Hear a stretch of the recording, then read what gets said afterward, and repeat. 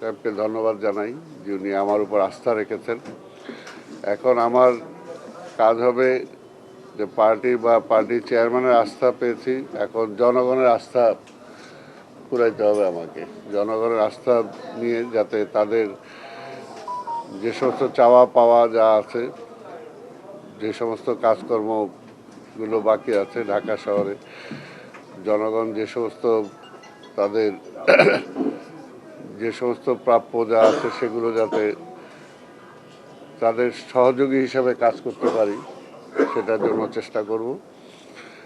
আর ঢাকা মহানগরী আপনারা তো জানেন যে ঢাকা মহানগরীতে সমস্যা অনেক, এবং সেই সমস্ত সমস্যাগুলো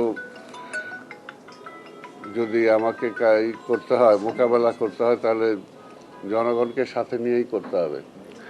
এখন এখানে শুধু একা সিটি কর্পোরেশন বা সরকার একার পক্ষে সম্ভব না যদি জনগণের সহযোগিতা না আসে।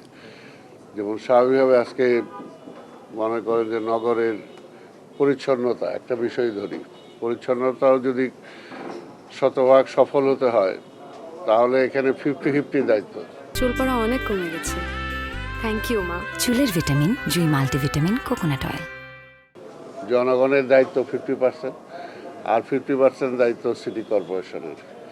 জনগণকে সচেতন হতে হবে যে কোন আবর্জনাটা আমি কোথায় ফেলবো না, বা আমার বাড়ির চারপাশ বা আমার ব্যবসায়ী অঙ্গনের চারপাশ আমাকে পরিষ্কার রাখতে হবে, এবং বাকিটা দায়িত্ব সিটি কর্পোরেশন করবে। ঠিক তেমনিভাবে আজকে মশার যে উপদ্রব সেটাও আমরা জানি। মশার জন্ম হয় অনেকটা নাগরিক অসচেতনতার কারণে। নাগরিকরা যাতে সেটাও সচেতন হতে পারে, প্লাস সিটি কর্পোরেশন যাতে মশক নিধনের কার্যক্রমটা আরও দ্রুত করতে পারে, সেটার জন্য আমি চেষ্টা করব। আর ট্রাফিক সমস্যা, এটা তো জানেন যে এটা শুধুমাত্র সিটি কর্পোরেশন না, এটা সরকার বা বিশেষ করে পুলিশ এটার সাথে জড়িত। তা আমি চেষ্টা করব যে ওনাদের সাথেও বৈঠক করব, এবং সবাই সম্মিলিতভাবে আমরা কিভাবে এটাকে আরও ঢাকা শহরটাকে বাসযোগ্য করতে পারি সেটার জন্য সবাই মিলে আমরা চেষ্টা করব, যাতে ইনশাল্লাহ আমরা সফল হতে পারি এবং মানুষের কাজ করে মানুষের মন জয় করেই যাতে আগামী নির্বাচনে যাতে প্রতিদ্বন্দ্বিতা করতে পারি সেটা থেকে চেষ্টা করব।